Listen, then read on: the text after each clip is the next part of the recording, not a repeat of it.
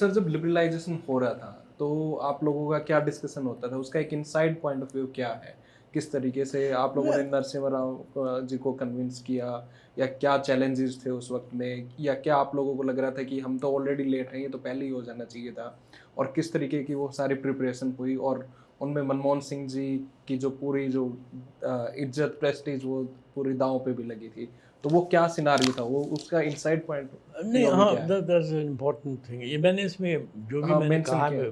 मैं उसको समराइज करता हूँ। हाँ जी। लेकिन अगर आपके कोई भी व्यूअर्स हाँ, बुक को पढ़ रहे हैं, दैट हाँ, इज अ बेटर हाँ, account. I won't be able हाँ। To summarise it all. और एनीवे, एक चीज़ मैं आपको रोकना चाहता हूँ सर, बुक के बारे में ये कहना चाहता हूँ कि ये जब मैंने बुक पढ़ी तो इसमें बहुत ईज़ी फ्लो है।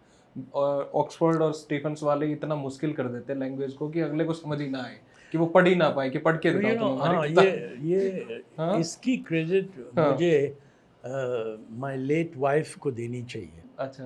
क्योंकि she was very interested, and she is also an economist, was an हाँ जी, हाँ इकोनॉमिस्ट। जी। तो उनकी एक पॉइंट थी कि whenever I am writing, hmm, see you are not writing the economic survey, ठीक प्लीज बात है। Please write it for ordinary people. हाँ जी। And I'm really grateful to her because, hmm, you are right that hmm, people who write in government, hmm, they're always throwing slogans around. Hmm, After a while, you come to, even if you don't believe the slogan, hmm, you think the slogan describes the situation. It actually doesn't. Hmm, It's much better to say what you are actually doing, although you call it some damn thing, whatever it is, right? And I'm not talking about the present. I'm talking about even those days. Hmm, I mean, we always had these, hmm, economic development, inclusive hmm, growth, and this ये kind वो, of. हाँ, So, at any given time, हाँ, what are you actually doing is not covered by the slogan. The slogans almost never change, hmm, hmm, hmm, but what you do changes quite a bit.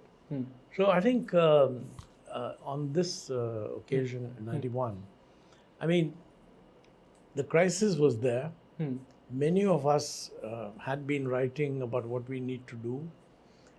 That writing was not uh, based on the fact that we have a crisis, that we need to do it. Hmm, But the crisis had to be handled first. And it was not, we were not in the situation where we are today. Okay? I mean, today, for example, we have $600 billion of reserves. Hmm, So suppose you have a balance of payments problem, which we do. And one question would be कि भाई इसको ठीक करने के लिए क्या करोगे? Okay. Then many people will have their own ideas. So you could have an idea कि भाई हम ये करेंगे और ये करेंगे, ये करेंगे. हाँ, टाइम लगेगा, 3-4 साल लगेंगे, but we can carry on, क्योंकि काफ़ी रिजर्व्स हैं, तो अगर डॉलर्स चाहिए तो रिजर्व से ले लेंगे. Okay. That was simply not possible in '91.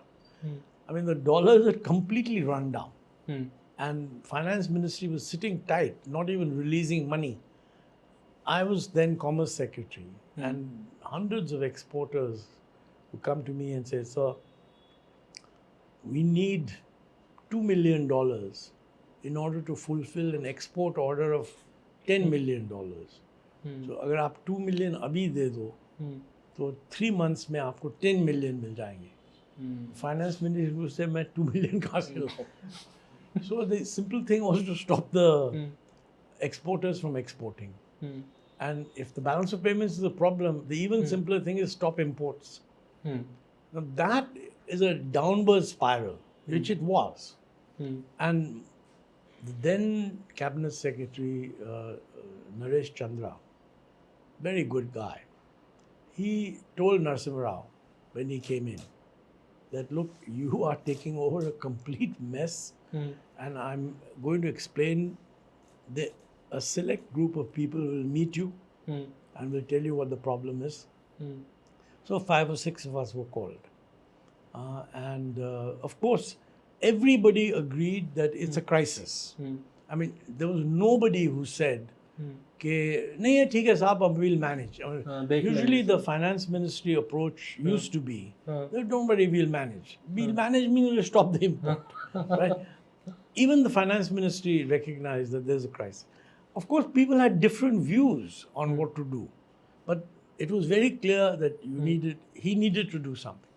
And Satish Chandra, Naresh Chandra had told Narshima Rao ji that don't just have a politician as finance minister.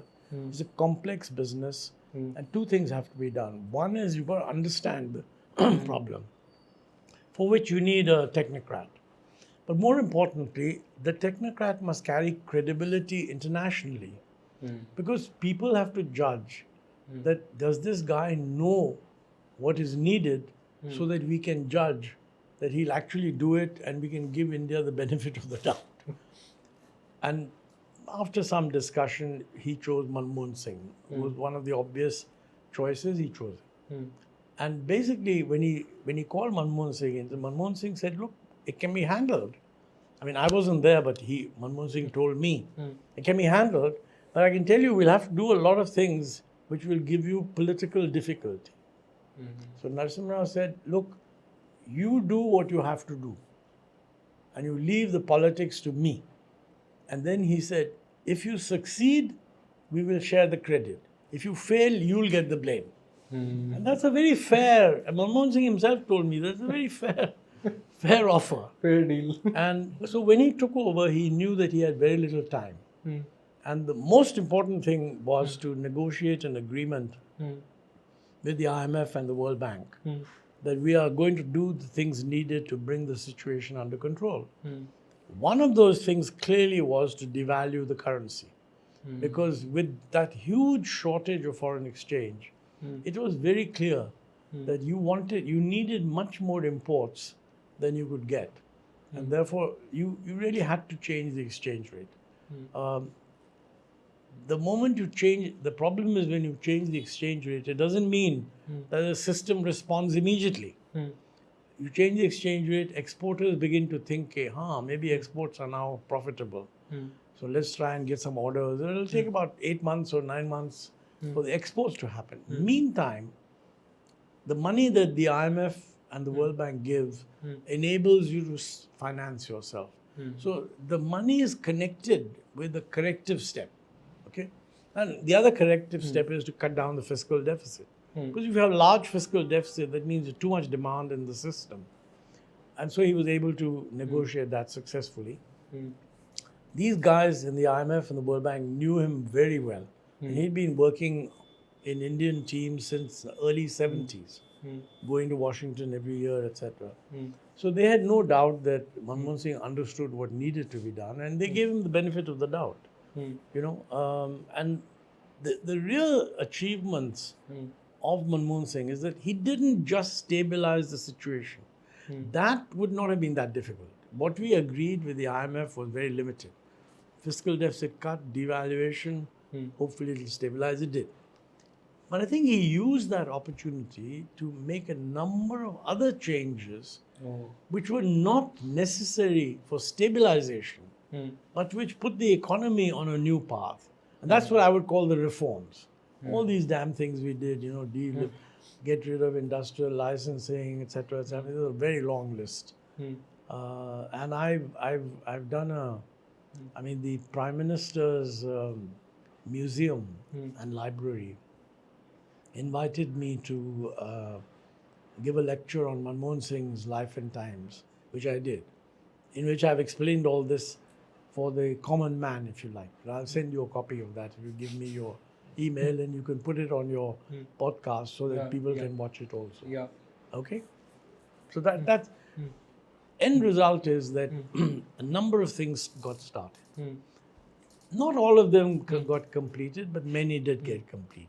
Okay. And that is what the beginnings of the economic reforms were. तो sir आप लोगों को पता कब लगा कि ये reforms जो हैं इनसे ग्रोथ हो रही है?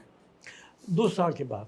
2 साल के बाद. पहले साल तो मेन थिंग वाज पहले साल के भाई इकोनॉमी स्टेबलाइज हो रही है कि नहीं, क्योंकि remember in 91, 92 the first year growth was down to 1.4%. Okay? So in the next year it rebounded. So हमें पता लग गया कि भाई it's getting stabilized. 1993 में ओरिजिनली हमारा आइडिया ये था कि इतनी जल्दी स्टेबलाइज नहीं होगी, हमें एक सेकंड लोन वर्ल्ड बैंक से लेना पड़ेगा.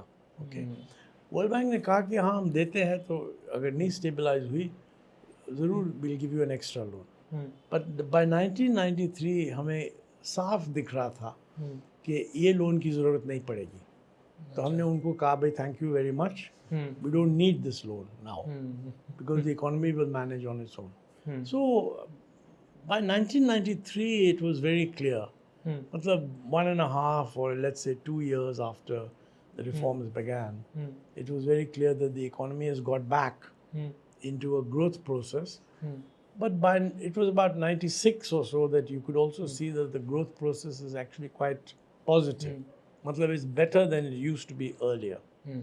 I think if you look at the reforms, any reform in India always takes time to get fully in place. Laws pass होते हैं, फिर rules notify कर. हमारी attitude है कि when the government decides to pass a law, that is announced as a reform. Okay, I mean this has been there for years. Then it takes some time to pass a law. Until then, the law is not passed, but it's passed a law. Then it takes time to notify it. Until it's notified, it's not a law. After it is notified, rules have to be done. Because how do you implement the law? You need rules. So this process itself typically takes 1.5 years. If you are setting up a new institution like SEBI, हम SEBI को set up कर रहे हैं. अब how SEBI will behave, what rules it will follow, will it be well managed, will it be well staffed? It takes 3, 4, 5 years for that to happen. So there's a long time. Therefore, to judge the effect of the 91 reforms, I think you have to look at the whole period from 91 to let us say 2001. इसमें दो चीज़ें हैं बहुत important. एक तो नरसिम्हा राव जी की government, and on the economic side that was really Manmohan Singh. Narshima Rao deserves huge credit, by the way, for backing the reforms. Okay, I mean, if he had walked out, the reforms would have been finished. But the person selling the reforms was always Manmohan Singh. I mean, Narsimha Rao's approach when people ask questions was say, you ask Manmohan Singh, he'll explain it to you. So it was a good jugalbandi on their part, which I think is quite sensible. But their government ended in 1996. They were replaced by the United Front. United Front had the Communist Party of India, not CPM, but Communist Party of India, inside the team. But they continued the same reforms. Those fellows were replaced by Vajpayee ji, NDA, number 1 NDA. Vajpayee ji also continued the same, a little bit of difference here and there. If reforms are going to be taking a lot of time, it's very important for subsequent governments should own the reforms. Okay. It doesn't matter if they say we are doing better than them. That's okay. That's part of the democratic. But they shouldn't reverse the thing. And I think this is important. So if you take the whole period before 1980, during 1980s, the growth rate of the economy had improved to about 5.5%, but it was not sustainable because it ran into a problem at the end of 80s. In the period 91 to 2000, the growth rate was 6.5% and sustainable. There was no crisis in 2001. So I think the reforms clearly made a difference, but they didn't necessarily produce the Chinese kind of phenomenon. Where, they were able to do so many things so quickly and so definitely that their growth rates improved by 2 and 3 percentage points.